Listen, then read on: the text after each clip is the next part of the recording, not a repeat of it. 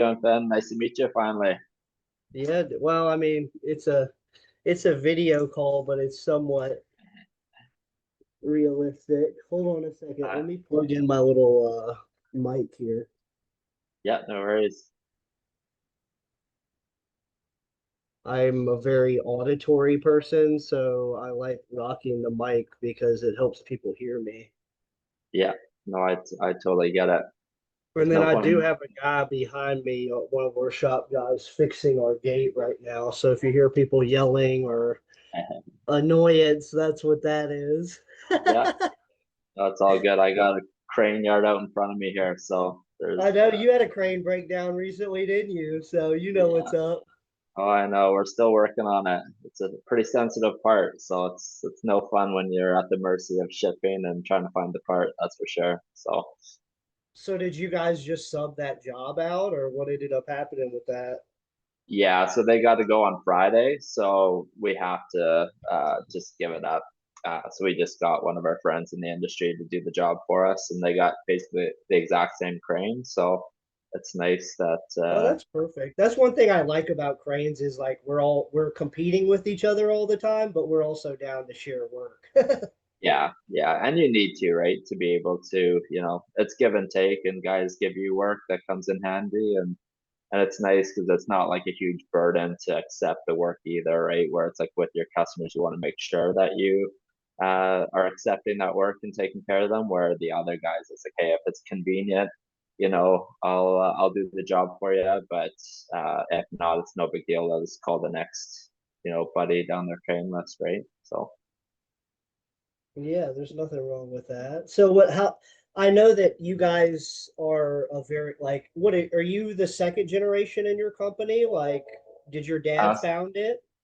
yeah, so my dad founded the company that we have in Canada, but my granda, we had a crane business back in Ireland before I was born, basically. So Oh, uh, cool. they did that for he did that basically his whole life, and they rebuilt like the police stations and the army barracks and stuff like that when they got bombed for the government. So they did that, that kept them busy, and then my uh, grandpa passed away basically, and then my uncle and my dad took the business over, and then it was kind of it's a tough economy over in Ireland. I don't know if you know much about it, but the European guys are it's a tough way of life over there. So they ended Yeah, up going their separate ways. I work with a lot of Dutch-based companies. Okay, yeah, So I've been over to Europe quite a bit. We're yeah, actually working with a company called PVE on distributing a line of their lattice boom crawler cranes that they sweet, produce. yeah, And we're going to have one of those units at Con Expo. awesome, So the last time I was over in Europe was April, and we were at yeah, Bauma. But I've been to Ireland, but I haven't been on crane related business. yeah, yeah. No, it's did you go in the summer or the winter? We went in the summer. Oh, okay, nice. Yeah, so it's still I raining. have a I actually my across the street neighbor, Yeah, they're Irish and it's kind of same situation. His dad moved over here, but then both of his uncles still live over there, so they go over there quite frequently. He was over there with his kid like a couple weeks ago. sweet, sweet. And then where are you located again? You're out east, Yeah, I'm in Virginia. Virginia. Okay, nice, Yeah, we awesome. have a yard here, and we used to do a lot more, operated rental stuff like that. But we kind of changed our business model. I guess in the last maybe 7 years, we're doing less operated rental, mostly because of insurance costs, Oh, and focusing more on bare rental opportunities on equipment that, I can help out other people with. Or we also have a subsidiary company where we do a lot of A&D, crane inspecting, things like that. And then obviously crane intelligence is kind of like the pillar of what we've been doing recently. awesome. So you said you got out of the like the crane service and rental business because of insurance reasons. You just find That's there's not better. the only thing. I mean, we, like everyone right now, it has been very difficult to find good operators, good mechanics, everything like that. That has been a big burden on us.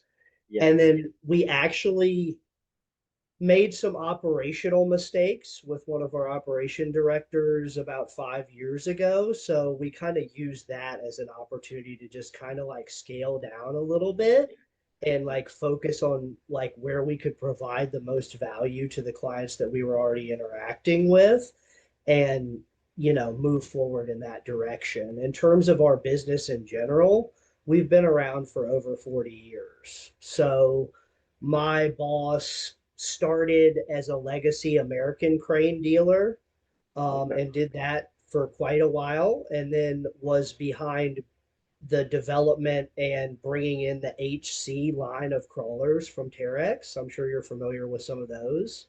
Yeah. Um, and then yeah, we've just stayed in business. We have a full paint shop and repair facility, but part of our scale back was also working with a partner instead of running the paint shop ourselves. So we Okay. brought in some people that we worked with a lot before, and we're allowing them to rent our paint shop, so we work with them. And then we have a couple on staff mechanics, we have a part person, we have all of that stuff, but we're just a little bit more of a scaled down version. And then obviously on the sales side of things, I, kind of similar to what you're doing with clients, I consult with people, but specifically around acquiring cranes and then managing those fleet assets. So I would say in general, a thing that's different about me than a lot of people in the crane industry is I do not come from cranes. Yeah. Um, I went to college and majored in business and psychology, and then had a little career where I was doing real estate development and portfolio management. Yeah. And I I was working with my mentor and broker boss doing that, and he had an opportunity to sell out to private equity, and that gave me about a year to kind of figure out what I was going to do. I ended up kind of falling into the crane world through some of my real estate connections, and it's been super fun. I've been doing cranes for, I guess, about 5 years now. Wait, so how did you get into the crane industry? Because the crane industry isn't like super common to just randomly go from real estate to the cranes. Did you have or know We were somebody? selling commercial real estate to one of my bigger clients, Yeah. and I was kind of in the background on those deals and actually started interacting with some people at that organization, kind of honestly kind of trauma dumping or bitching to them about like what I didn't like about being a real estate agent Yeah. specifically.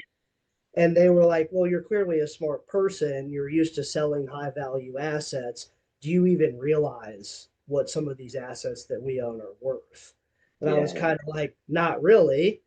And the end of the conversation was kind of like, well, let's all sit down and, have a meeting. And, you're not going to figure this out quickly because it's very much drinking through a fire hose.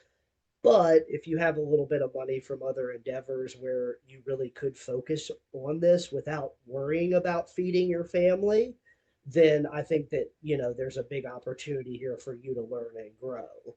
And as I went into it with an open mind and immediately started seeing a lot of connections between what I was doing in real estate and the way that cranes are brokered and sold.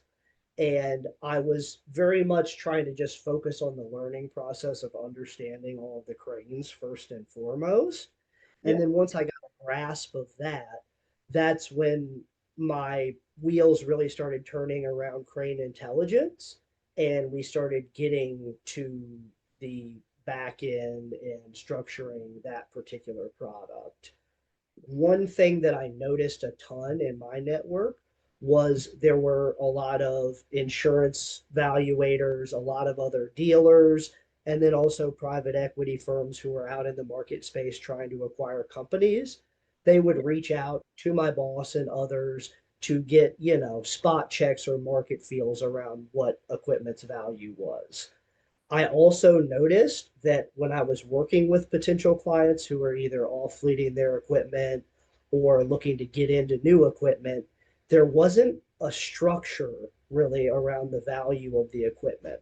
A lot of it was word of mouth, like, and I'm sure you've experienced this.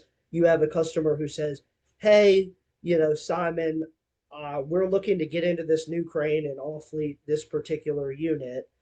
Can you give us an idea of what the value of this is? And a lot of times, what we would do as dealers or brokers or consultants is call around to other people who have them listed and ask them, hey, what are you listing this for?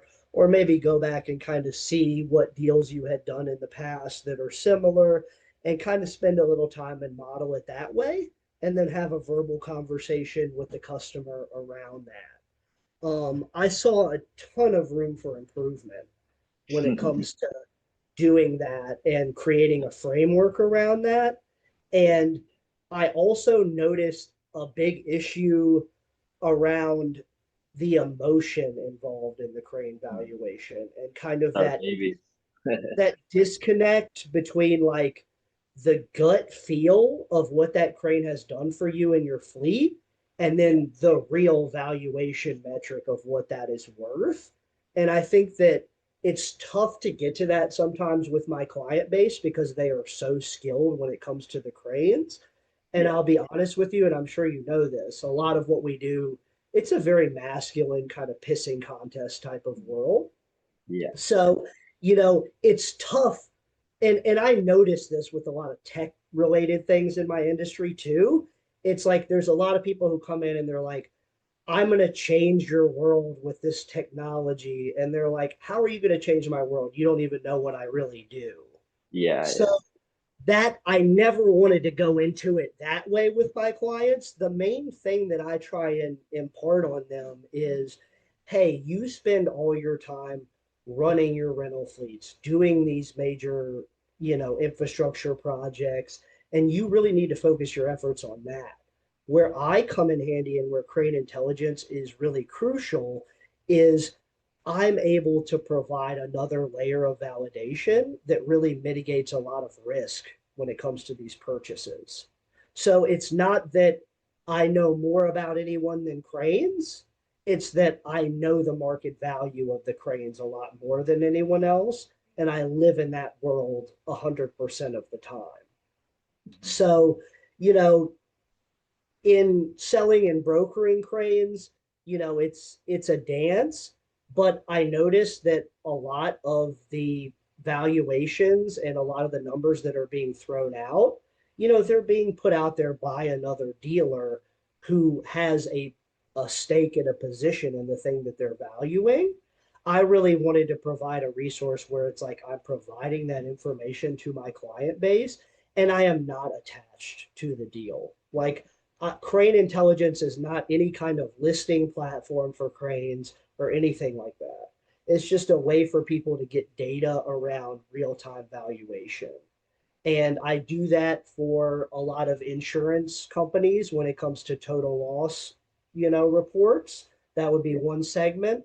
I also do it a fair amount for different leasing companies and different financial institutions, whether that be reorganizing and understanding a fleet of cranes so that they can go to another lender and re-up their particular lending strategy or what have you. So there's a lot of opportunities, and then obviously I interact with a lot of other dealers and I provide them kind of what I refer to as a spot check, where I'm allowing them to not spend the hour or 30 minutes or 2 hours or whatever it takes them to get this information to their clients, and I'm providing that for them quickly and effectively, and it just helps them save a lot of time more than anything else on the dealer side. Yeah.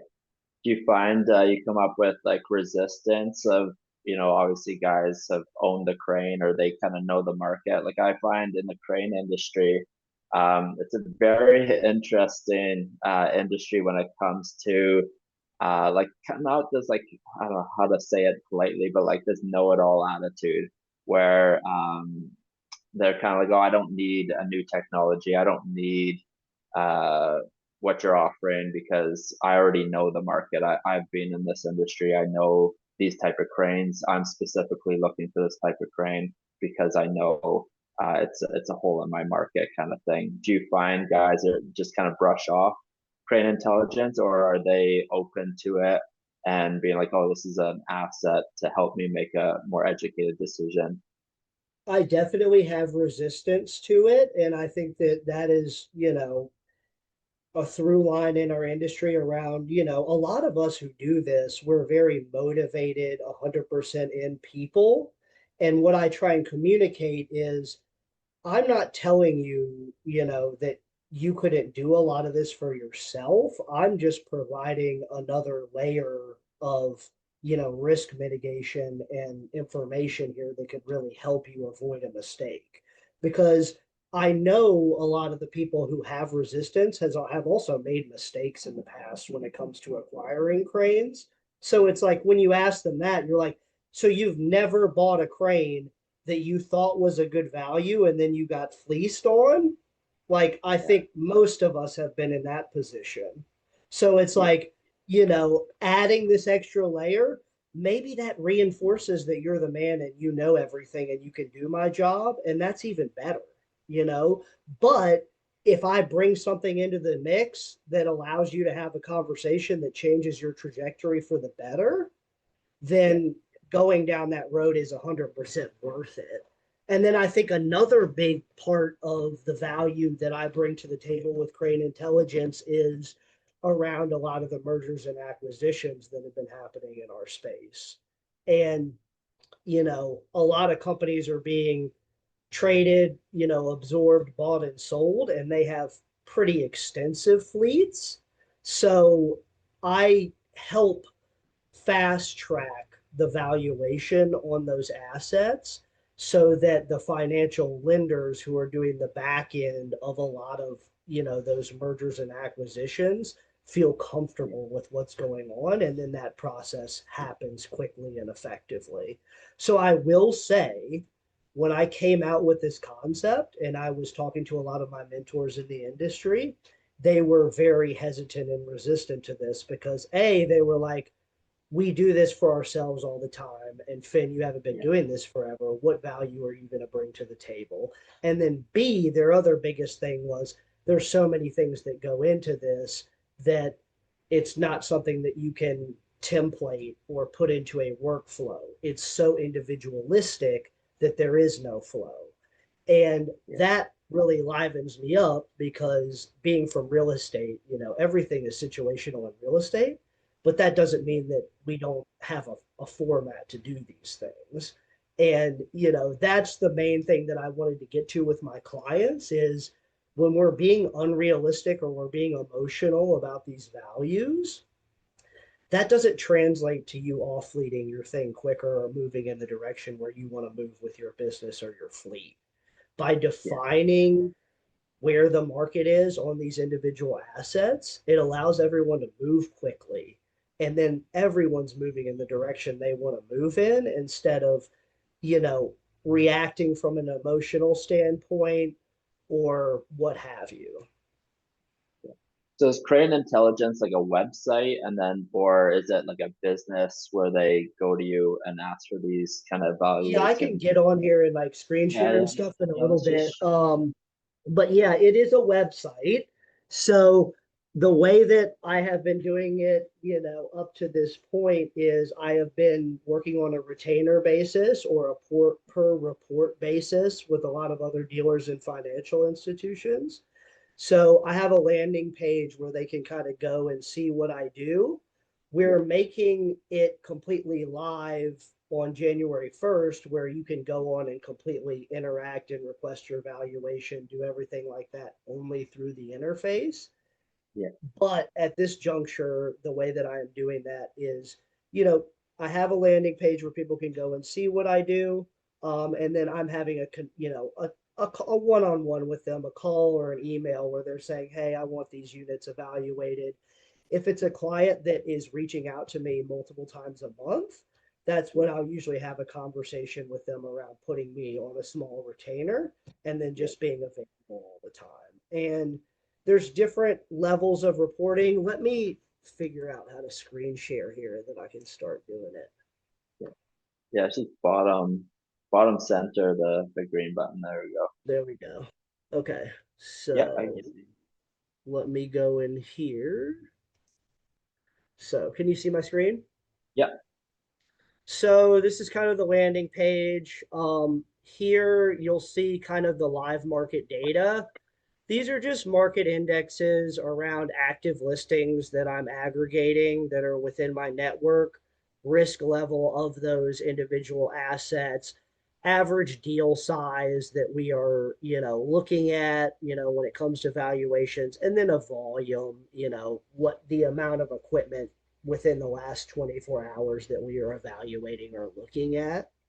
Okay. Um, that's kind of just if and I know you're very much a crane person, not a finance person.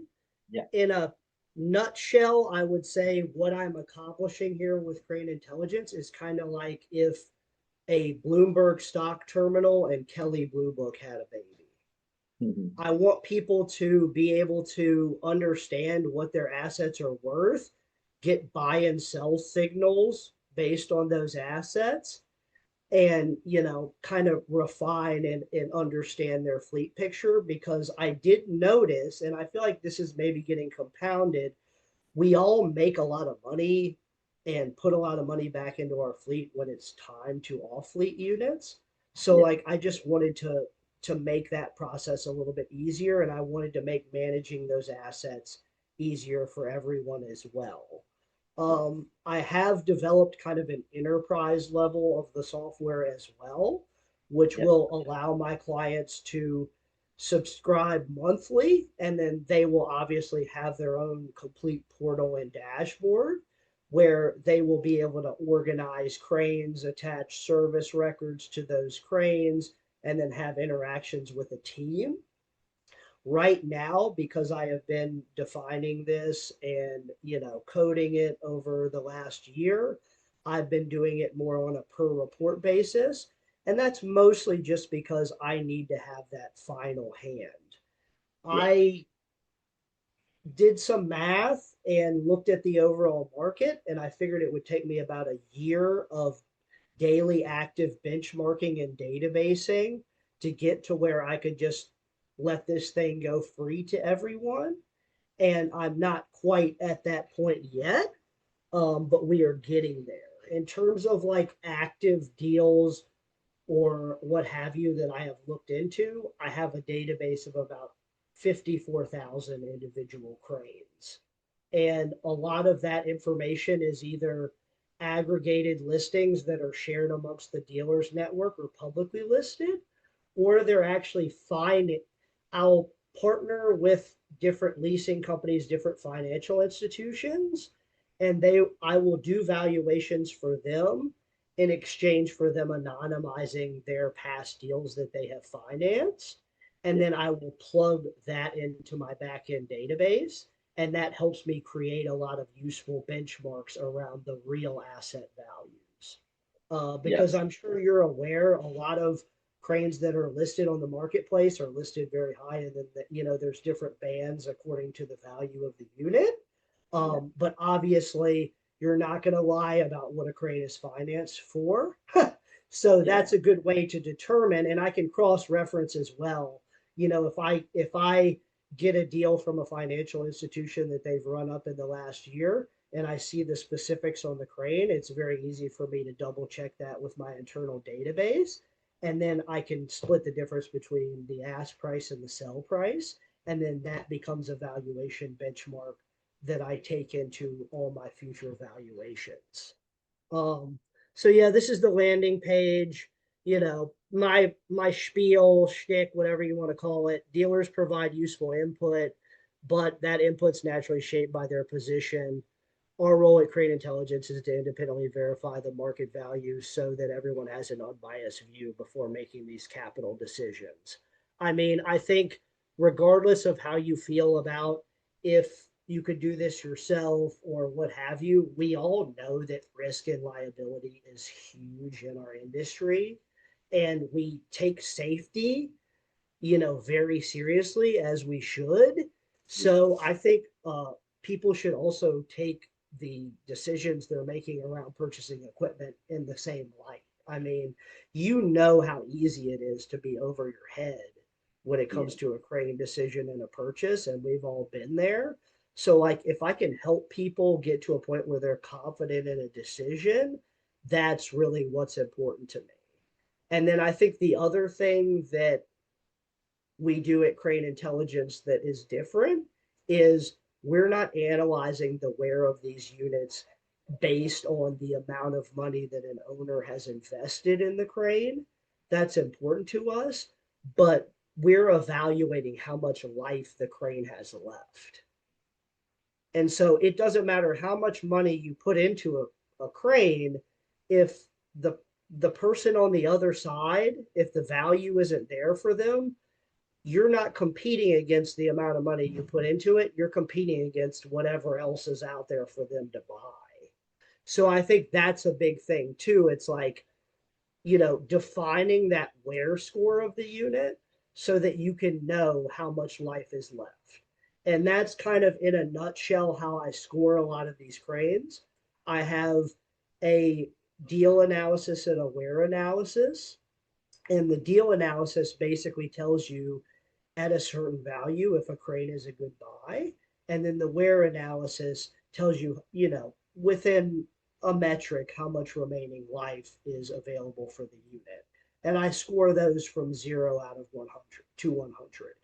So another reason in creating this was when I am facilitating deals, when I am looking at people's units that they are looking to off fleet, and I'm trying Yeah. to give advice, it really helps sharpen the sword where you can show them, hey, based on our modeling and our databases, you know, when you combine where your crane is at on the deal score and the wear score, like you're too high. So, do you really want to sell this? Or should we wait a little bit until we all come back to reality of what the market will bear? So it kind of allows people to be a little bit more on point and avoid. I have a lot of customers who will say, I want to sell a crane, and it'll take 2, 3 months to get to a number that makes sense. And then all of a sudden the crane sells. And it's Yeah. like we could have spent 2 weeks instead of 3 months if we were all on the same page from the jump. So that's kind of what I'm trying to accomplish when it comes to representing people's assets.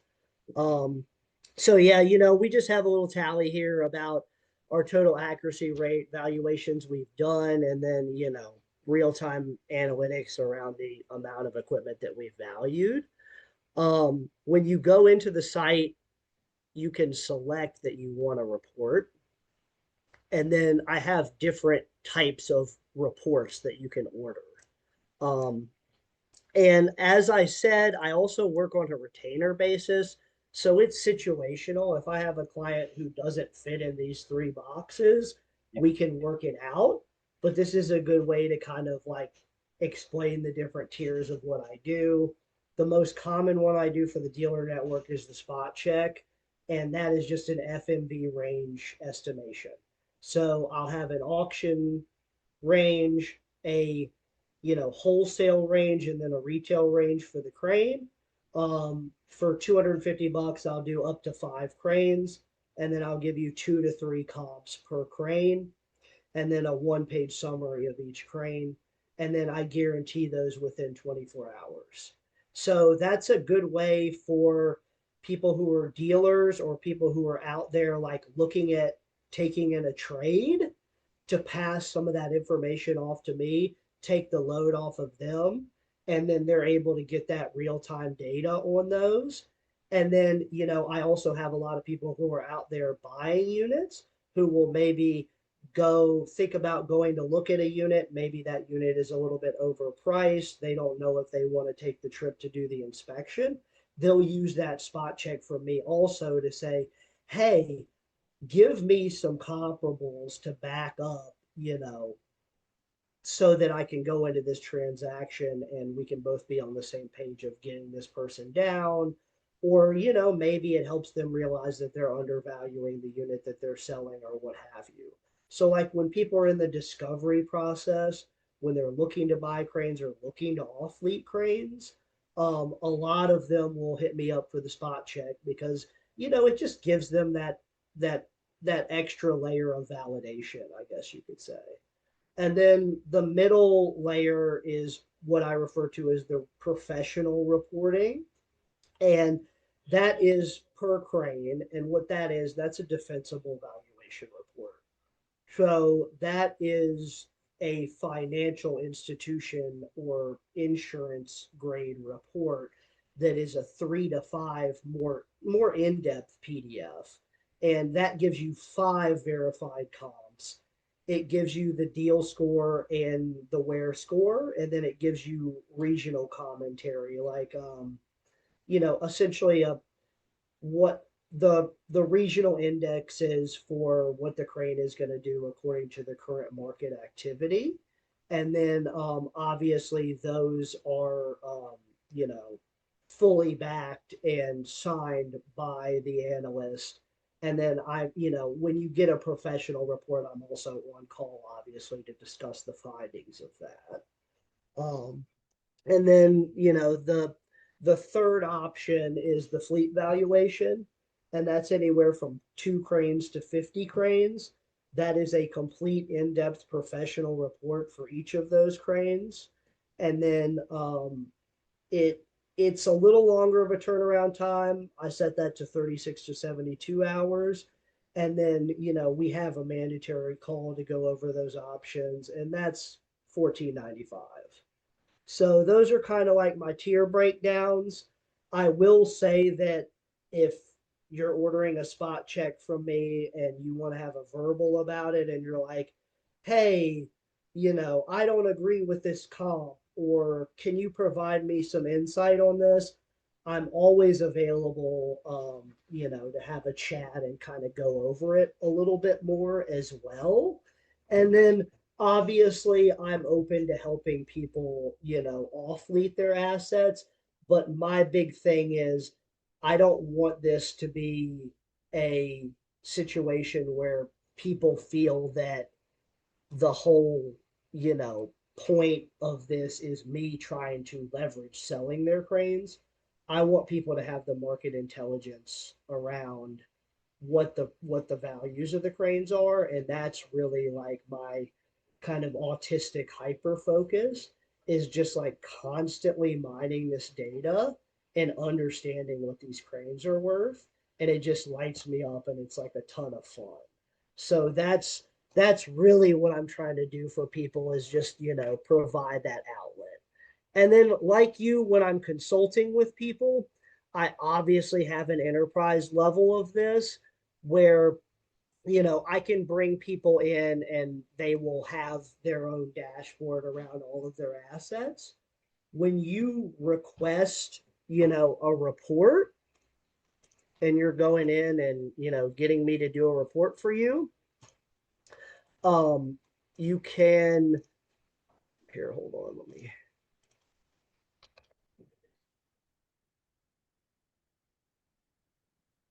oh, 1 second. So do you find that you tell people, hey, actually don't touch this crane? It's like given a lot of problems. It's lost a lot of its value. Does crane intelligence help with that at all? Hold on a second. Um, yes. And I will say, like, that's a big difference too in how I approach all of this than others. Is if something's giving me bad feels, I really don't want people to waste their time. Yeah, So yeah, like that's a big part of it, is like not only should we be realistic on the asset values, like if you need to do some things to your crane to get it to the point where it is a viable asset for others to buy, I think that that's very important. I mean, I'm sure you're aware there is no lack of available units on the marketplace, but a lot of those units are not units that people necessarily want to buy. So a big part of the mission also is bringing everyone to the table around understanding that. And then I think the other thing is that replacement cost is like the biggest valuation blind spot that I see right now. Like new cranes are really expensive, but like just because the replacement cost is real and a pain, that doesn't determine the resale value of your unit.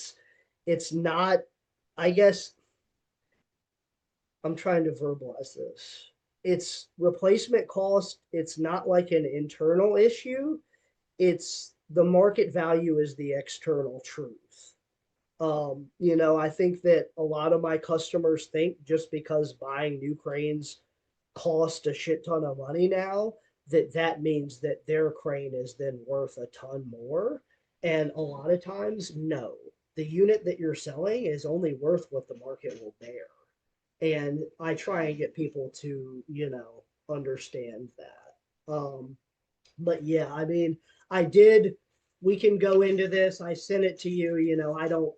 I don't know what you plan to do with your unit, so like I don't want to get into things that are, information just for you. But I did go ahead and value your Terex crossover, Yeah. and that was a fun little thing. I've been doing more with boom trucks over the last year. I've It's kind of a strange story, but I actually tested the Crane Intelligence platform a lot by using my platform to go out and buy a bunch of boom trucks from a particular leasing company. And that was kind of one of my R&D valuation benchmarks that I was using. And so I've gotten a lot sharper when it comes to boom trucks. And I also think that those are a good asset to kind of dip your toes in the water with when it comes to understanding values, because there's a lot more of them on the marketplace. And then they're in a valuation band that allows you to be a little bit more refined as you go up in the classes. The metrics of where a crane is listed for and where it's sold for become bigger and bigger. So Mhm. like this was kind of a good example because there's more of these publicly available. There's a fair amount that have been sold. And then, it's a little bit easier to understand the values. I'll kind of walk you through it a little bit. You know, we did the hold on, I think I can share the report here. Yeah, for sure. I should have it pulled up. 1 second. Where did you go?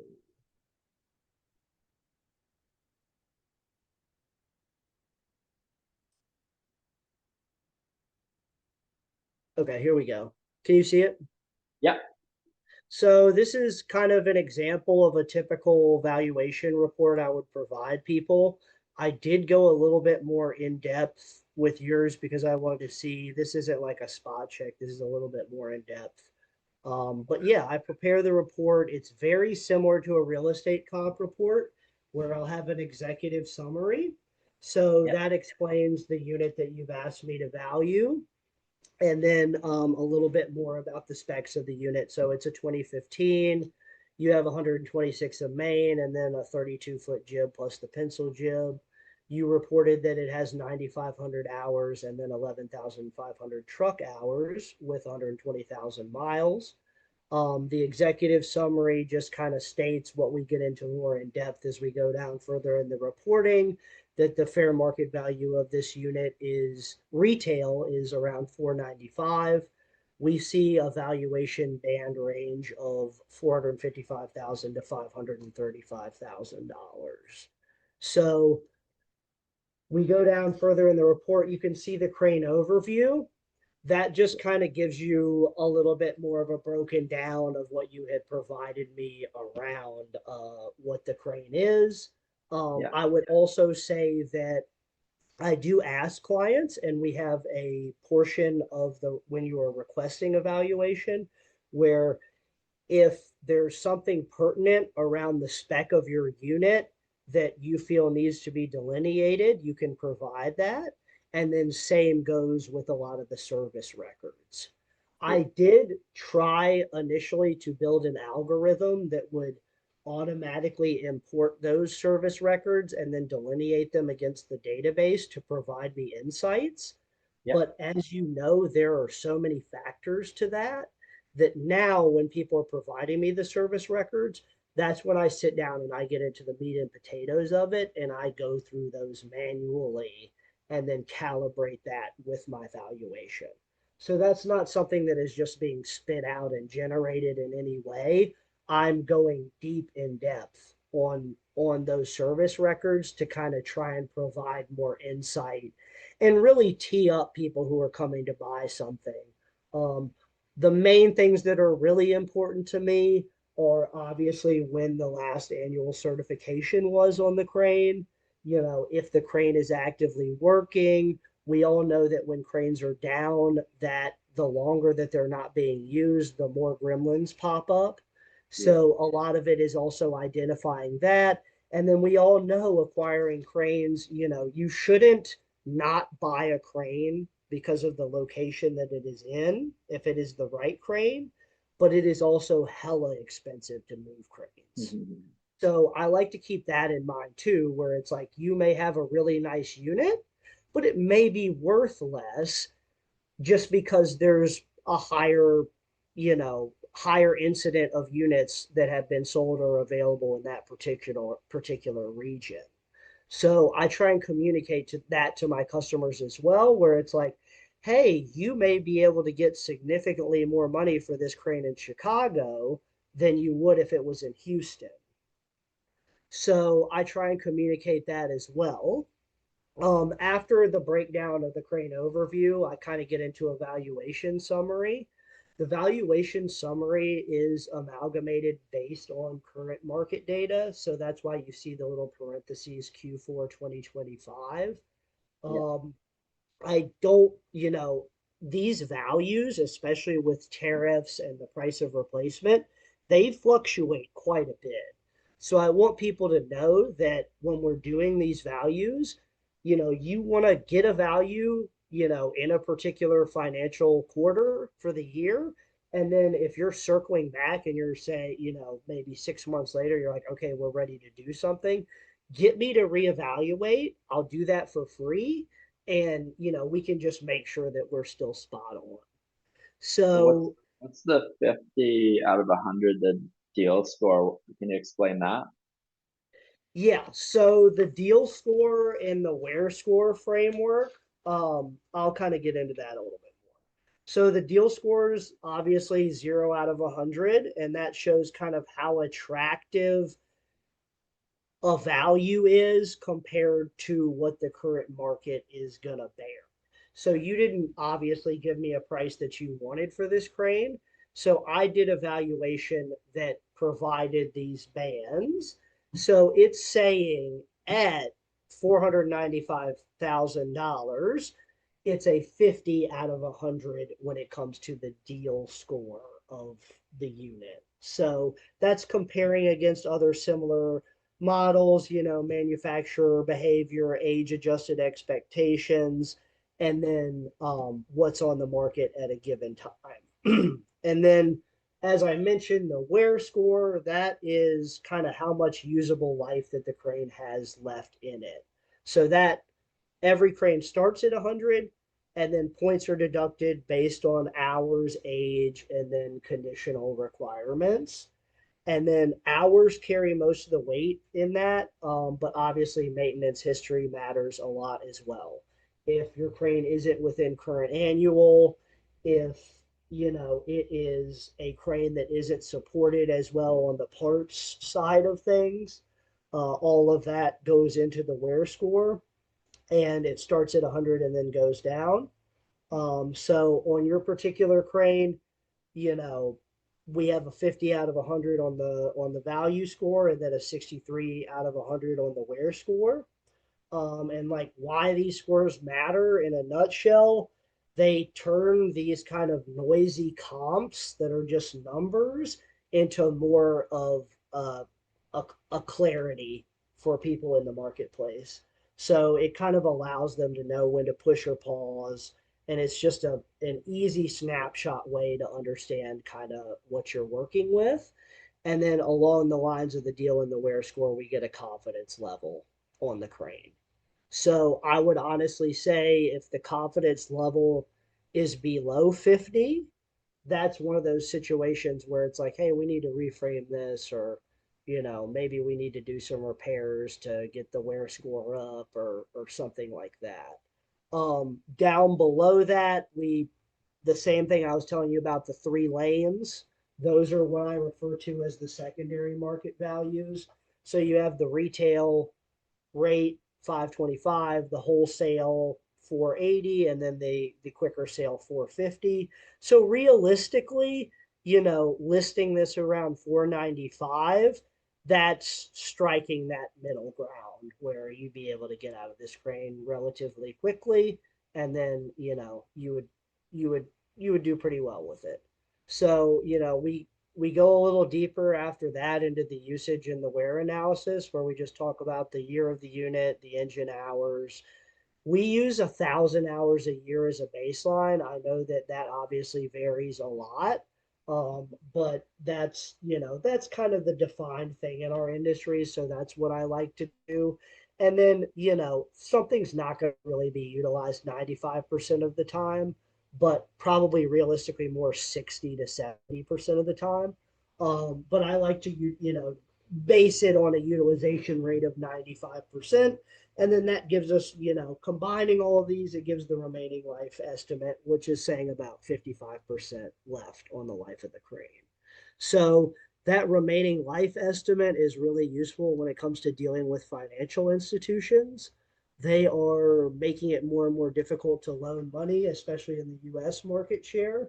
So that is a way for them to easily digest without knowing cranes. Hey, we still have half the life left of this crane to get our money back from our person that we're financing.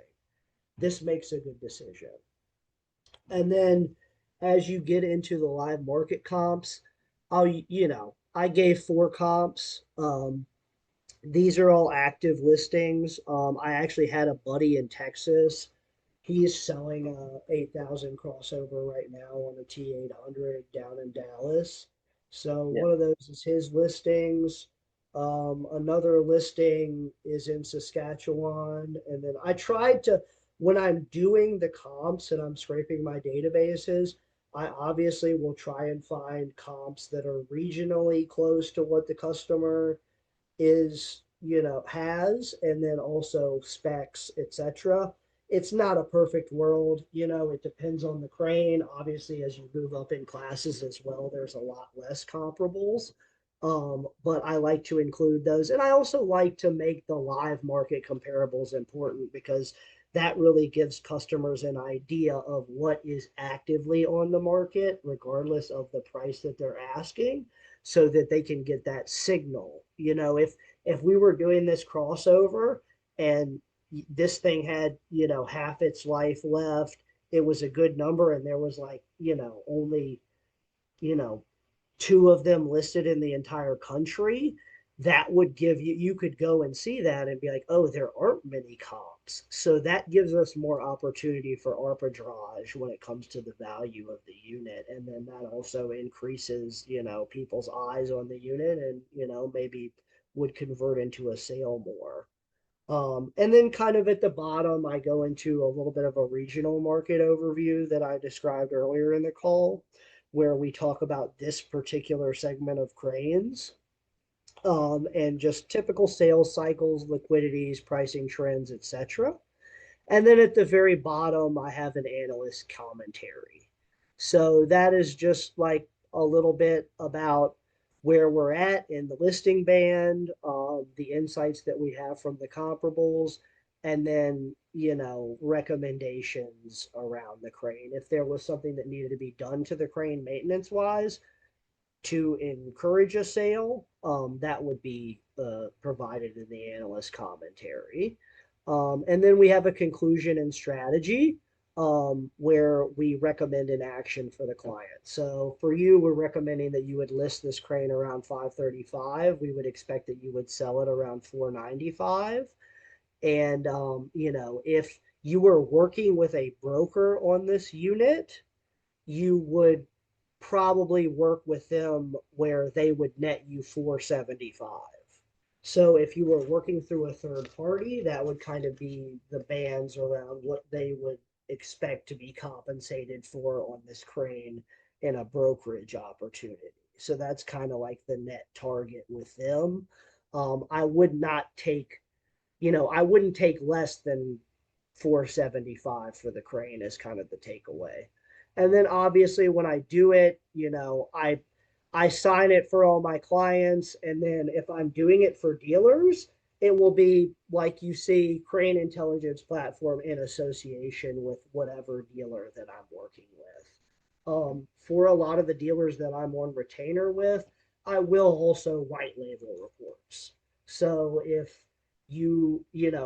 I have to note that it comes from Crane Intelligence, but if you want it rebranded where at the top of the valuation report, there's a sidebar with your logo, I'm totally fine doing that. It doesn't, matter to me other than just wanting to give people the information. And then I know dealers want to be the one interacting with their clients. They don't want to feel like I'm getting in the middle of that. So that was kind of part of the white labeling as well. Yeah, so can you tell me how quickly something like that would move, or with your live data on the market, or 30 days. yeah, if it was listed correctly?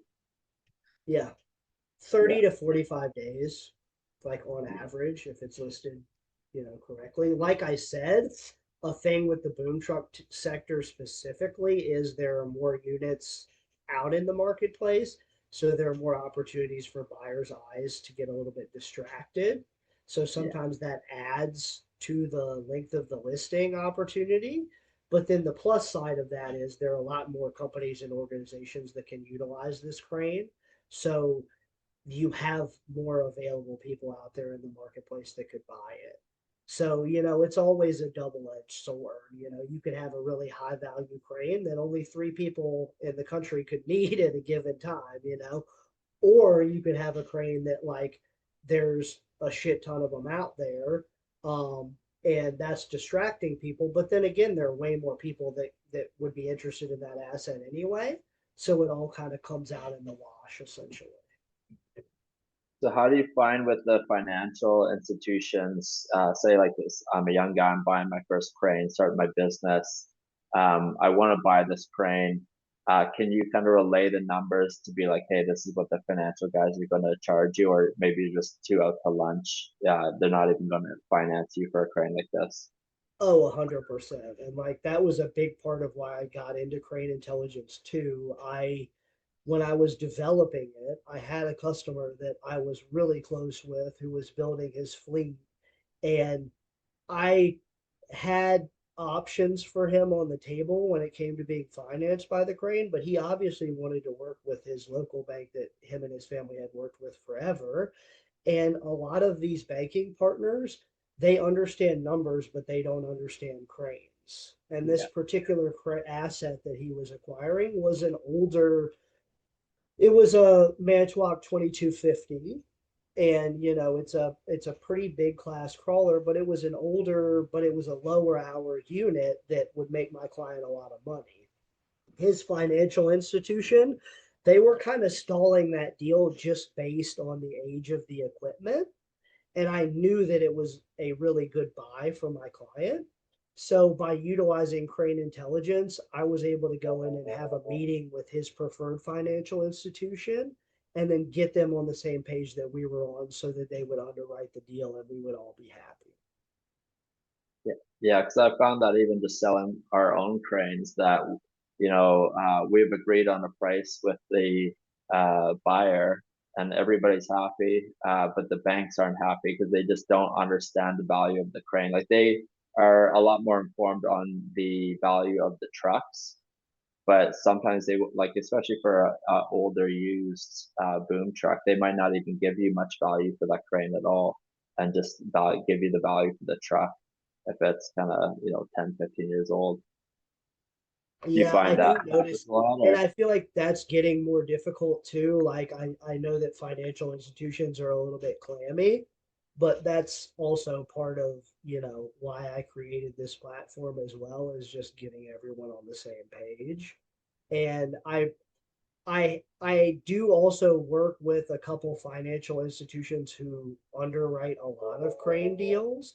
And like utilized a lot of their internal frameworks around the valuation benchmarks, to help support what I'm doing.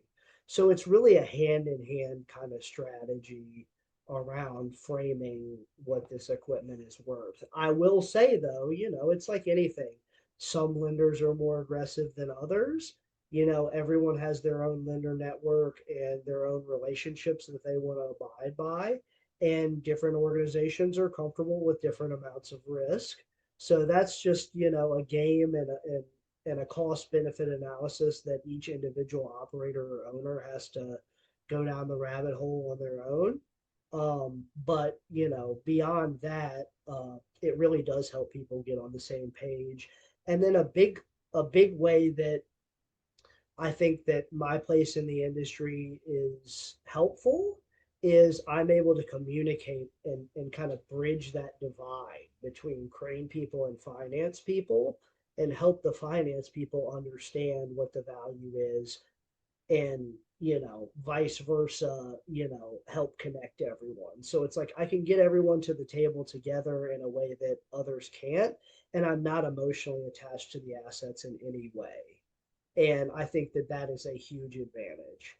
It is not, I don't like, I care about what the value of the equipment is. I have no emotional, ties to what happens with it. And like, that is a huge advantage. The fact that I'm not saying bye to my baby who has made me $2 million over the time that I've owned it, puts me in an advantage where I'm allowed to be a lot more honest with people about what the values are.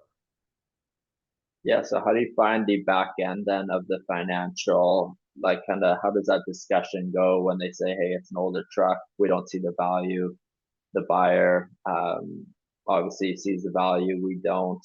How does that conversation go with then you bringing in the facts or this valuation? Does it turn the table, or do they just say, hey, I'm just going to charge him more on interest and percentage and kind of get the rest value It back like depends that? on the individual lender, obviously, but a lot of times what I'll do is I'll say, hey, what in the last 3 years, find me the closest crane to this one that you financed, Yeah. and let me know what that was.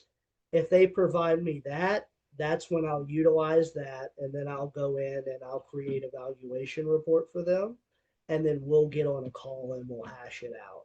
Now, does that always mean that they end up underwriting the crane? Not necessarily, but they also know that they can be leveraged against other lenders. So it's like you want them to understand, like, hey, this is the real opportunity on the table. Maybe we can do something here. And then I think another part of it too, and I've gotten deep in the weeds of this with PVE recently, is just structuring all the different individual RPO structures of the deals and helping the financial institutions around understanding some of that as well. So helping them split the difference of understanding what the realistic rental rate of a particular unit is, and then also being there for the financial institution.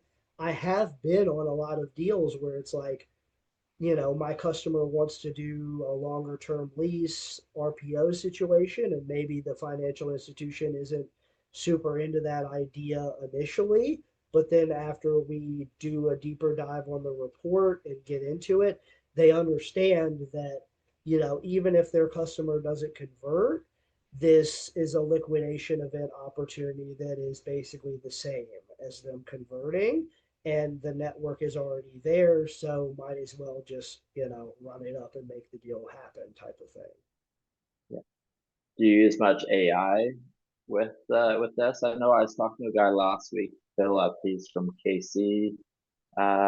This company's called KC AI, I think, and he basically uh plugs in all the data from say this 80-ton crossover, and then basically gives you all the issues that could possibly come up in the in the future, so you can do preemptive maintenance, and then also gives you what to check out for when you go to do an inspection before you buy it, right? Yeah, I think that that's super critical. I mean, obviously, everyone has their network around who they work with, whether they're going out themselves, they have a crane guy, maybe they have someone that they fly around the country to look at the cranes. I definitely I am not the person who is like, okay, this is everything you need to look at the crane. I just tee them up on the value so that they can go in and do the further delineation. And then when they discover other things, that's when we'll go back and we'll kind of reframe it so that they can get it, for a value that reflects the condition that has been discovered. I mean, we all know that when you're offering a unit, that's one thing. When people are going out and spending 3 4 hours inspecting it, that's another thing, and a lot of things will come up during that process. So I just help them understand the baseline and then reframe that baseline according to expectations moving forward. I will say that I do not want to be like, I'm obviously going to the inspections, but I do not want to be the one providing the insights around that. I want the customer to have a third party do that or do that for themselves. And then kind of the same goes with a lot of the financials. I want to help my customers, get into loans on cranes and make deals, etc. But I also don't want to know everything about your financials because I feel like that puts me in a little bit of a weird conflict of interest at times.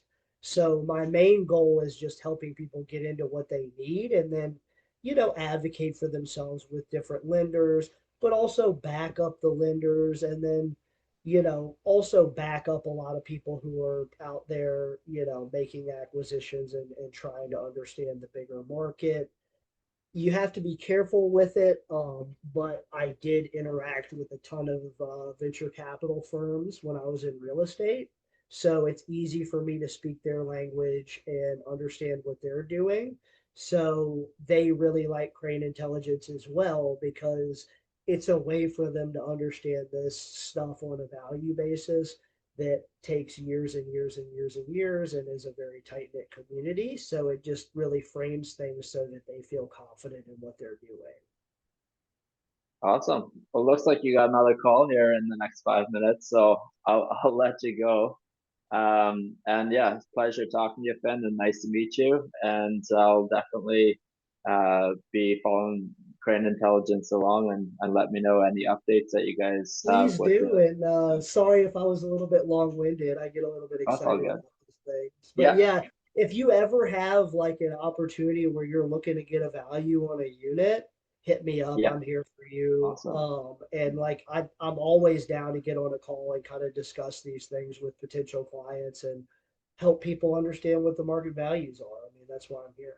And mitigate that Awesome. risk. It sucks. Yeah, We've all been there. Like when we buy and sell cranes, I don't know how many other people do that. Like you buy a crane, you don't do your due diligence, and then that thing that you were looking to buy and make money back on is sitting in your yard and you're spending hundreds of thousands of dollars to get it right. So I just want people to avoid that if at all possible. yeah. No, we've definitely been on the buying side and the selling side, so we know there's obviously risk to both, and we're talking about hundreds of thousands and millions of dollars, right? So the risk is high. So if we can try mitigate that risk, it's definitely a no-brainer. But That's what it's appreciate. about. And I mean, we're interacting on social media. Another thing that I love doing that I think helps frame people's point of view around what crane intelligence is, I do a ton of valuations on my TikTok. It's Crane Intelligence. I'll take either deals that I've done in the past or cranes that are currently on the marketplace or even auction results. And about 2 times a week, I try and post an in depth valuation of those units where I'll describe my process and what the value is. And then that's a good way too for people to kind of understand how I delineate this stuff. And then, respond and give their 2 cents when it comes to the comments around the post. So I really encourage everyone to interact with me on that. If you're looking at a post of mine and you see I've done a valuation and you have a crane you want to know what's up with, respond in the comment and we can figure it out. Beauty. Awesome. Well, I appreciate it So again, Finn, and have a appreciate the great call, man. evening. Yeah, no worries. It was Cheers. a pleasure. All right, Good see luck ya. with the floods and the wind and shit up there, man. I know it's craziness, but we're One of surviving. my clients is getting ready like to drive back from Oregon back up your way, and he's been down for like a week, and he's like, I didn't realize how many fucking roads got closed. He's like, Oh, I I don't know know. if I'm gonna be able to get back home. Yeah, uh, gotta take a helicopter. All right, buddy. Well, I appreciate you chatting. We'll be in touch. Awesome. All right, see you, Ben. All right, See bye. you, bud.